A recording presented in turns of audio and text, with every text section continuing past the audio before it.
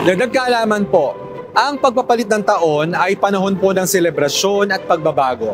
Pero bawat taon, hindi po nawawala ang mga pamahiin.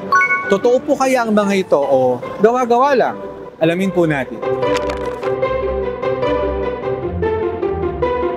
Sabi nila, kailangan ng 12 bilog na prutas para magkaroon ng swerte sa buong taon.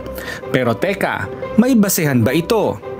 Science says, walang koneksyon ng prutas sa swerte. Ang bilog na prutas ay simbolo lamang ng prosperity sa Chinese culture, ngunit hindi ito nakakaapekto sa ating kapalaran. Jumping at midnight, sabi ng iba, para daw tumangkad. Fact check, walang epekto ang pagtalon sa pagtangkad. Ang height ay nakabase sa genes at nutrisyon, hindi sa gravity ng pagtalon sa bagong taon. Huwag magwalis sa New Year's Day para hindi mawala ang swerte.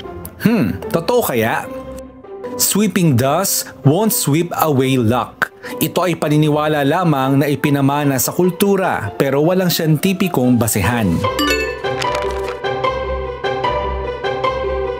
Ang tunay na swerte po ay dahil sa ating pagsusumikap, tamang desisyon at pagsisipag sa buhay. Hindi po nakukuha sa mga pamahiin. Kaya simulan po natin ang taon na ito na may positibong pananaw sa buhay. Sana po may natutuhan kayo at laging tatandaan, mapalad po ang tao na nakakasumpong ng karunungan at ang tao na nagtatamo ng kaunawaan.